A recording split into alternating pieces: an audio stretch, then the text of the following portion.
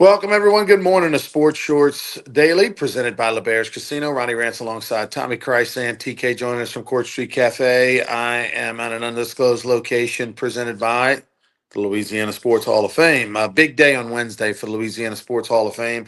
Two things are going to happen on Wednesday. One, we're going to launch at noon the Louisiana Sports Hall of Fame Gridiron Kickoff Auction, our annual auction this time of the year to raise money for the Louisiana Sports Hall of Fame Foundation. Going to be literally like 300 auction items on there. So go check it out and help support the Louisiana Sports Hall of Fame. Buy something. You got things as low as 20, $30 all the way up to, thousands of dollars and really cool stuff. So that's on Wednesday. And then on Wednesday before that, around 10 a.m. or so, the Louisiana Sports Hall of Fame is going to announce the 2026 Hall of Fame class.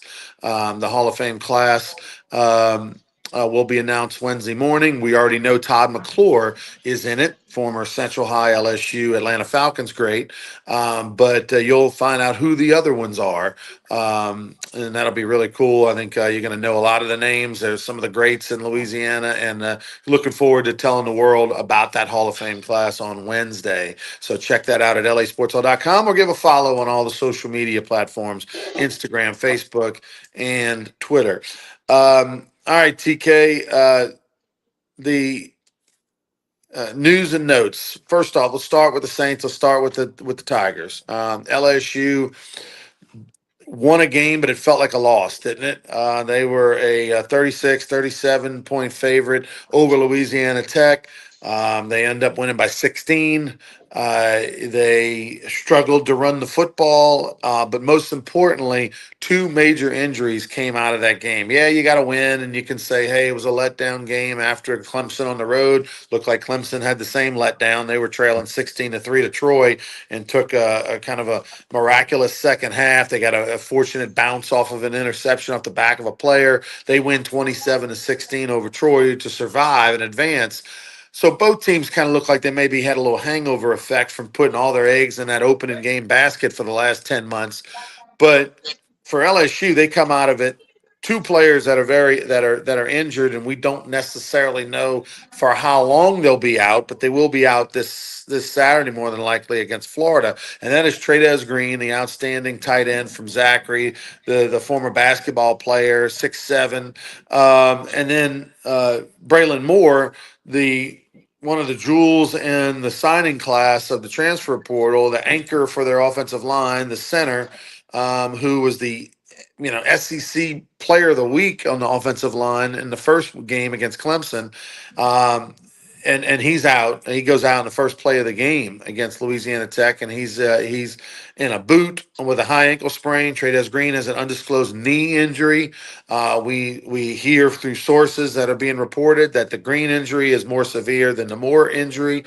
So that Green looks like he is going to miss multiple weeks of time, whereas Braylon Moore with a high ankle sprain, offensive lineman, who knows? That could be one game, that could be 4 games. Don't know, or he could just be playing this week and not miss any, but just playing not 100%.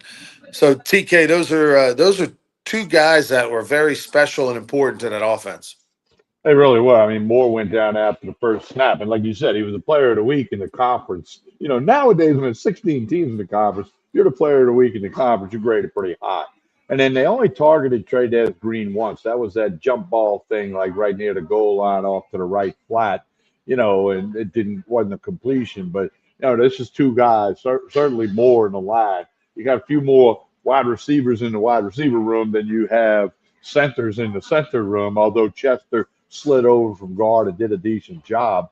But, couldn't run the ball. Now Kelly talks about how Tech plays that 3-3 defense, and it can be difficult to figure it out and blocking schemes and where they come and where they not. But still, I mean, it's Louisiana Tech. LSU, I'm not saying they had to cover and win by 37.5, but they should have looked better offensively, and they did not. Defense was fine. Special teams, for the most part, was fine. But a lot of work to do. And then you get a limping Florida Gator team coming in this week. But the Moore and Green story, Kelly meets with the media today at noon. He's not going to say a lot. Maybe, he may declare both out or one of the two out for this week. Because they got to file an official report this week That's a new SEC rule, and this is an SEC versus SEC game. So, you'll get some information later in the week if we don't get it earlier. But it's key. It's important stuff. Um, it's amazing, Tommy, because at the press conference that Brian Kelly had after the game, you could tell he was frustrated. He felt, it was almost as if a fan had done the press conference, right? I mean, he was frustrated that his team didn't perform better. He put it on him and his coach's back, which is what you're supposed to do, and say, hey, we got to coach better. Yeah, we got to play better. We got to coach better. We blame the coaches first for them. It's funny because we talk so much about, oh man, they're 1-0 and they're focused, and we see the little snapshot where they cover up the signage and they're going to be 1-0 in the second week against Louisiana Tech, and all they're worried about is Louisiana Tech, and the players are saying all the right things at the press conference. But the reality is that I think it probably felt more like a coronation of, hey, nice job, guys, on the Clemson win. Out there in the stadium, everybody's been patting you on the back all week. You've been hearing about how you're a national champion contender. Yeah, we're focused on Louisiana Tech. Yeah, we're focused on Louisiana Tech. They weren't. And Gordy Rush, who of course played college football at LSU, Purdue, and LSU, he talked about it all the time when he and I used to do the pre and post game show for Eagle 98.1 for years. Was look, no matter how much you talk about it, no matter how much you prepare for it, there's going to be a game or two every year where there's a letdown. And usually they're the games that aren't against the big time teams, right? It's the morning starts or the non-conference games, and you look lackluster. And that was it against Louisiana Tech. Hopefully that's the only one they have. But now you take on a Florida team, and we'll talk more about the game later in the week. But you're talking about a Florida team that beat you last year, and is really got something to play for because their schedule is the hardest in the country for the second year in a row. They got upset at home against South Florida, against a good South Florida team. But this is a Florida team that had won 5 in a row, and as much as people have had Billy Napier fired many times, including myself, thought he would never make it last year past, the season, and he did. Uh, that's a guy who obviously, no matter how down they are, can get his team to play well. And so you got a team in LSU that's limping in a little bit with potentially their starting center out, their leader of their offense, without their number one red zone target. Who, yeah, he had a touchdown catch against Clemson. He also had a pass interference call against Clemson, and you're going to be a little bit hampered, a little bit shook. You're not feeling ultra as confident, and you got a Florida team who's backs against the wall a little bit. So LSU's a touchdown favorite against the Gators, but I almost feel, to me, Tommy, like it's a coin flip game. Well, 9.5 actually. It opened 6.5, No, but then it's up to 9.5. Okay, I yeah, that saw it wasn't the at six and a official. half. Yeah, I saw I that saw, too. But then now it's everywhere you look, it's 9.5 okay. across the board. But yeah, LSU really got to refocus. You're right. That's that one game they just mentally weren't there like they needed to be, but they did win the game. The bottom line is they got a W and they won the game. And I'm sure there's some good things that happened in the game in the eyes of the coaching staff. And then there's a lot to work on because Florida, you're going to be a better team than what Louisiana Tech was, I think. I don't know. Their I, schedule I tell is you, tough. I tell you, one, if my gut tells me right now that if I were to bet that game, I would buy the hook and I would take Florida plus 10.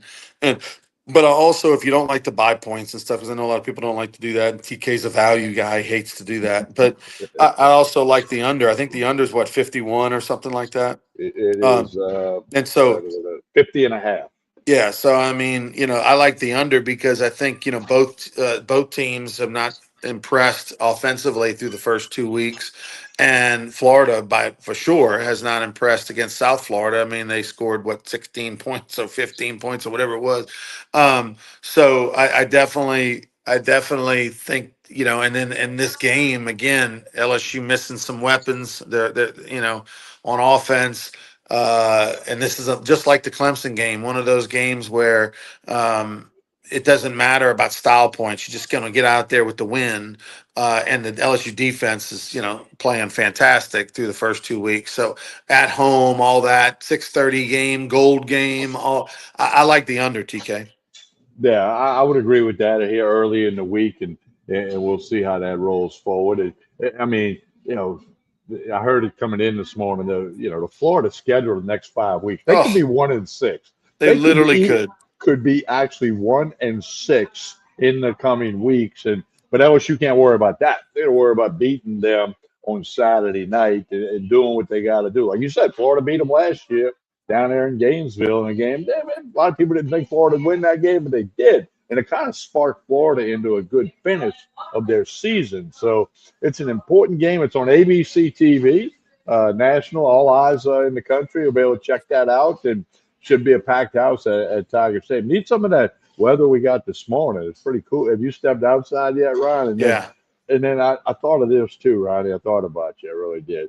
The Rougarou season's over when we haven't had rain for like a week and a half, and there's no rain scheduled for this week. I said that must. I tell you what, they need some rain. You need to schedule a fall Rougarou inter squad game, even if it's like 6-on-6. Close right field like we did as little kids in the old day.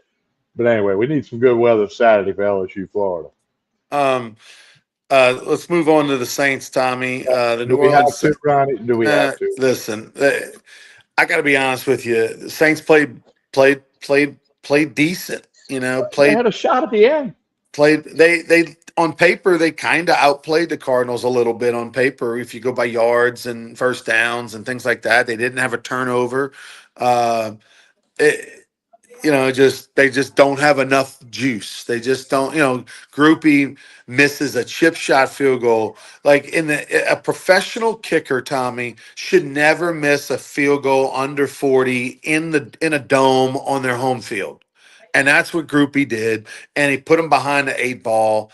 You get down 10 instead of 13, and I mean down 7, and it just, I mean, like you can't. The New Orleans Saints can't miss field goals. You know they No, they never. they have to tack on points. Groupie's got to be.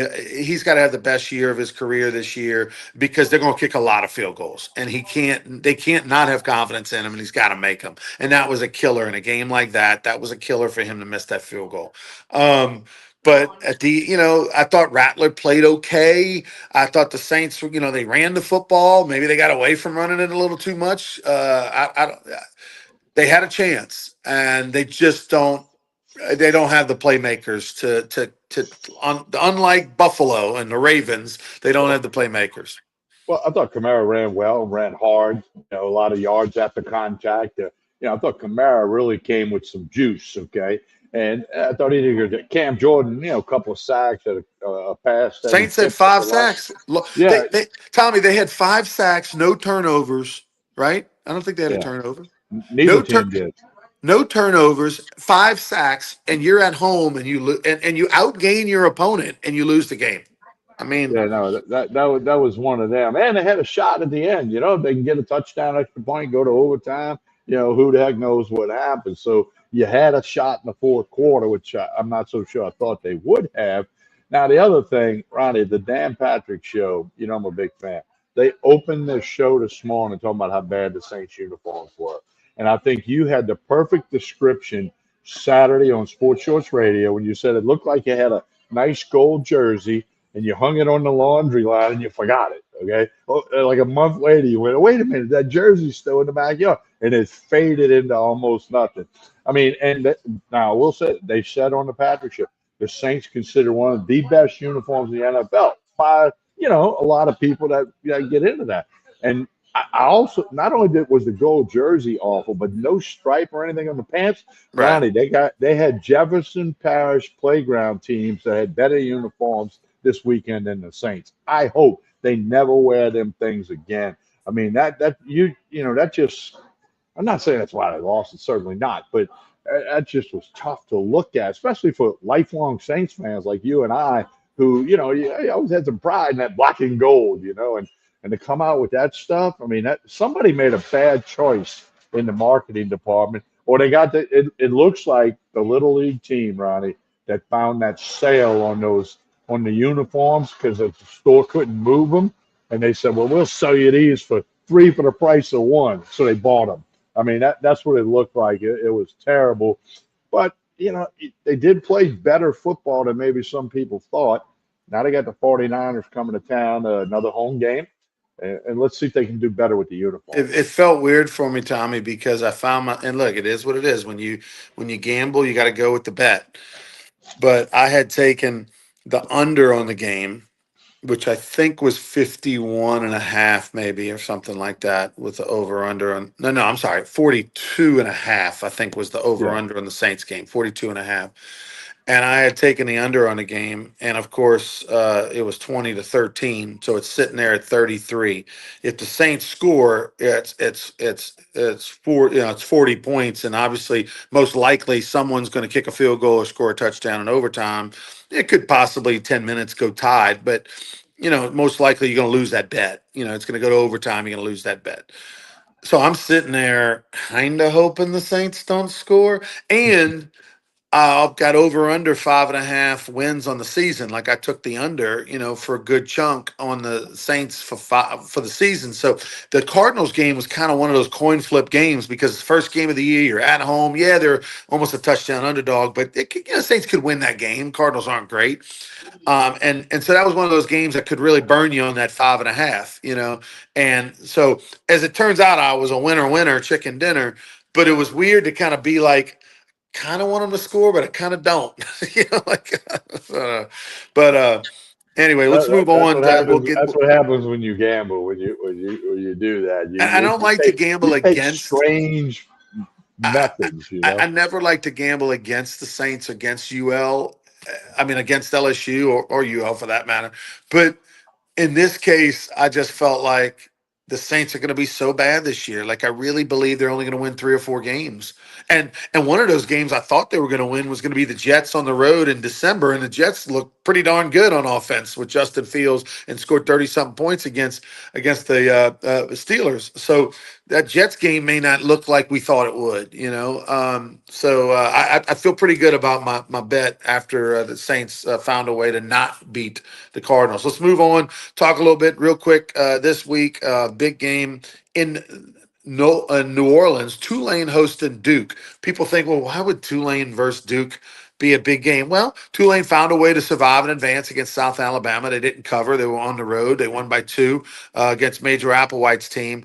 Duke's 2-0. No, I believe 2-0. Are they 2-0? Is Duke One 2-0? and one. 1-1. That's right.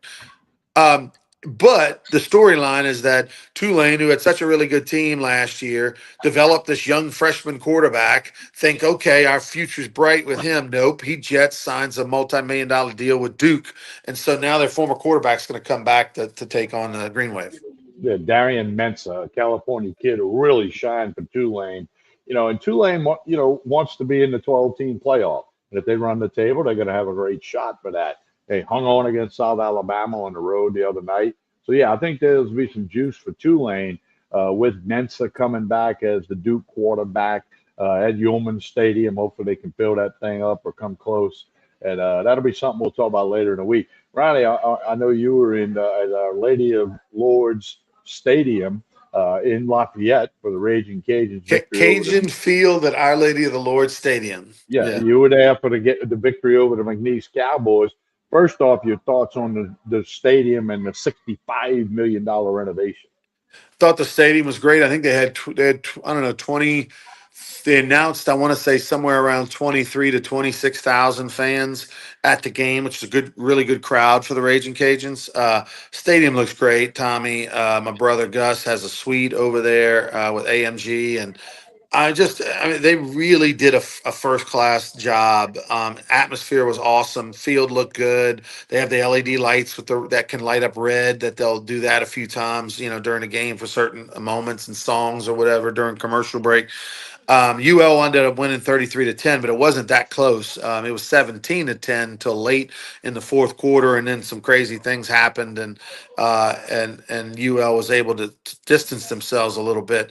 My takeaway is that the Raging Cajuns are really going to miss Walker Howard. This was supposed to be the Walker Howard year, the former 4 5 star quarterback out of St. Thomas More, LSU, Ole Miss, and then now UL. He was supposed to be the guy. They were going to, expected to have a good season, win 8 9 games. And then he's out for the year with an oblique injury. His oblique tore off the bone, and so they had to staple it back and stitch it back and do all the things, have surgery. So that's a very painful, serious injury, and so he'll be missing the rest of the year. Um, with that becomes Beal, the young man from Baton Rouge, a quarterback who won 3 state championships at Catholic High. He's a redshirt freshman. He made his first start of his career against McNeese. To me, doesn't look great. I think that it's probably one of those situations where he's playing too soon. Um, uh, I it's their offense is going to really struggle against Sun Belt Conference competition. And it's going to really struggle this week on the road against Missouri. So I like Missouri. I think Missouri's like a 24-point favorite, maybe, or something like that. I kind of like them, Missouri. I just don't see how the Raging Cajuns are going to score on the road against an SEC team. It was, the Cajuns were able to run the football against McNeese and ran it pretty effectively, especially in the second half when you wore down on, a one double A opponent. But uh, they can't really throw the football, and that's not going to work on the road in the SEC or against some of the better teams in the Sun Belt Conference. So I don't. I feel my prediction. I hate saying it, is that the Raging Cajuns are going to have a losing season this year. I think the Walker Howard injury is that impactful. They missed a couple of field goals as well, which was weird. And so I would, if I had to gun to the head betting man, I think 5 wins, 4 or 5 wins, something like that is where they land. I think the injury is that significant on offense. Yeah, it's a very bad break for the Raging Cages, no question. Ronnie, this morning I was ripping through all the college football schedule this coming week. There's a lot of huge point spreads. I'm talking 25 points and up. There's very few key matchups. Georgia at Tennessee is a good matchup. A&M and Notre Dame. Vandy, South Carolina, two 2-0 teams that have high hopes. Other than that, everything's 25, 35. South Florida at Miami is a good one. Yeah, that's another one. Yeah, there's Both a teams ranked. handful. Yeah, can South Florida will have played 3 ranked teams in a row. Obviously, they're 2-0. They beat Boise State and Florida on the road. There's a lot put on, with Beck at quarterback at Miami, and the win against Notre Dame and all that. There's a lot of juice behind the Hurricanes. Can South Florida get up for 3 games in a row and upset somebody? That would be interesting to watch. Um, we'll talk plenty more about college football later this week. I want to get your takeaway, Tommy. Week 1 of the NFL season, and already they probably had the best game of the year, and that was the Ravens at Buffalo. I mean, there's not going to be a better one than that. First time ever that a team was down 15 with under 4 to go in opening, in the opening game of the year of the season, and came back to win. And I think only the fourth or fifth time ever, Tommy, that had happened.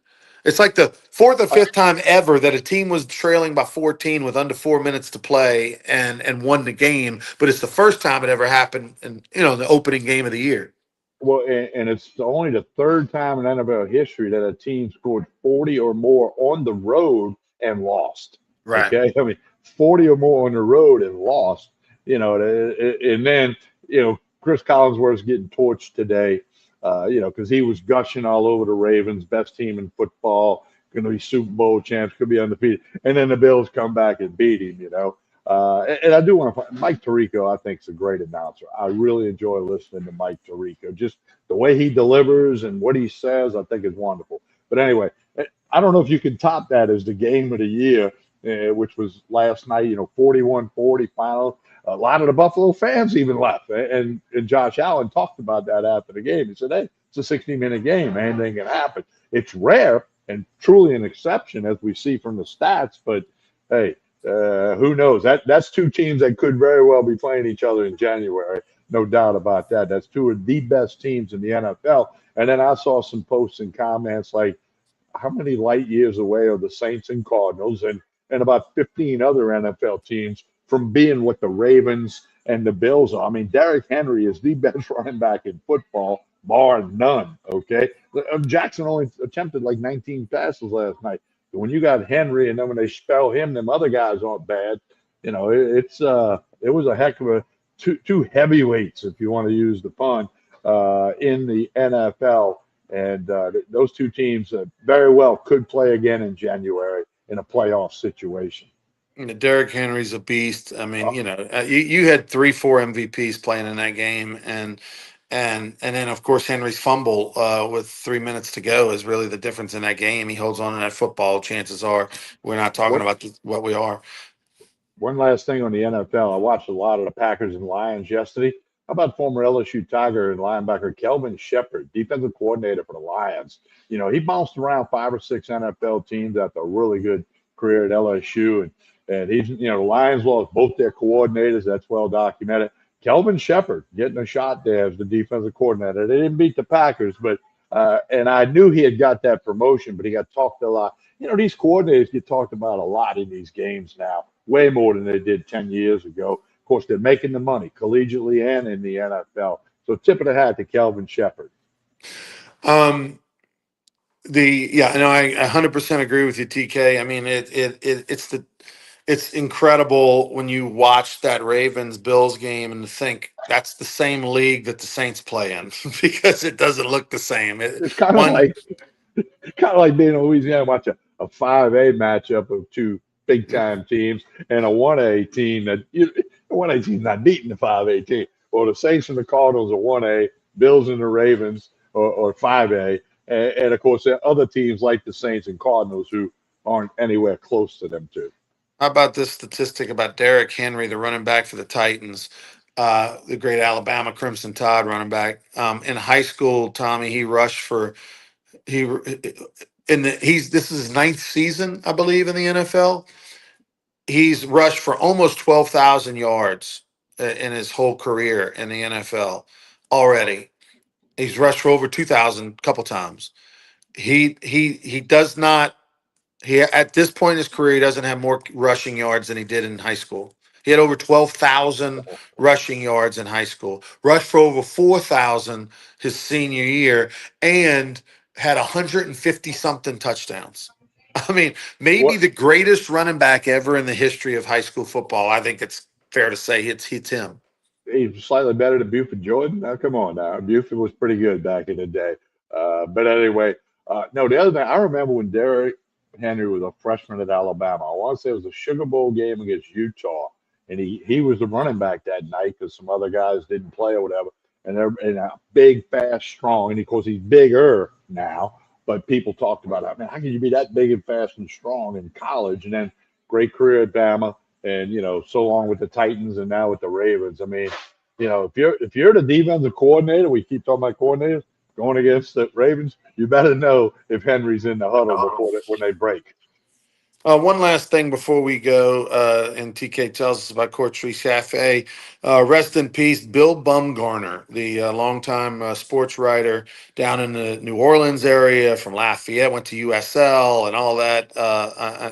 Bummer, as he was called, used to cover the Saints back in the day and all that. Bill Bumgarner wrote for the Times Picayune for a long time. He passed away, had a heart attack yesterday, and so condolences to he and his family. Did your paths cross with Bummer, TK? Yeah, one year when I was we used to sit in the press box for the Saints games, we sat next to each other. One season, our seats were assigned to each other. Outstanding sports writer, a legend. It was real. He covered the Saints, but he liked prep sports in New Orleans, like many people do, and loved Tulane sports. And he was just one of them old time sports writers that had a way of looking at some things that kind of made you go, I didn't think of it that way. It wasn't just 20-13 was the final score when Bill wrote the story. So I was unaware of that till you just said it. But brief crossing of paths, but certainly I read many a story he wrote in my life. Um, Bummer has a tie to the Baton Rouge Rougarou, loose tie. Here's the Well, tie, and that is that Lori Lyons, who's the award-winning sports writer for the Rougarou, um, Bill Bumgarner, introduced Lori Lyons to her husband, Marty. So Okay. Long yeah, time so baseball coach. Yeah. yeah. So there you Okay. go. There's a connection That's to the cool. Ruger Group. All right, TK, tell us about Court Street Cafe. Well, 7 days a week, breakfast, lunch, dinner, Saturday night, steak night, Sunday, the famous brunch. Big crowd here yesterday. Jason and the staff do a super job. Uh, Facebook, Instagram with the lunch specials. Today it's red beans and rice. Dinner specials, dinner of the week. Got drink specials, daiquiri machines, cold beer on your way home, full service bar. It's all at Court Street Cafe in Port Allen. We've been coming over here for a long time. We hope you've stopped by. If not, make a point. Get it on the calendar for breakfast, lunch, dinner, and come to Court Street Cafe in Port Allen. Just a couple of minutes over the Mississippi River Bridge. Plenty of parking available. You'll be glad you did. All right, Sports Shorts Daily returns Wednesday morning where we'll be at Tremonti's Meat and Seafood. Until then, have a great Monday, everybody. I'm Tommy Christ, Sam. Talk to you soon.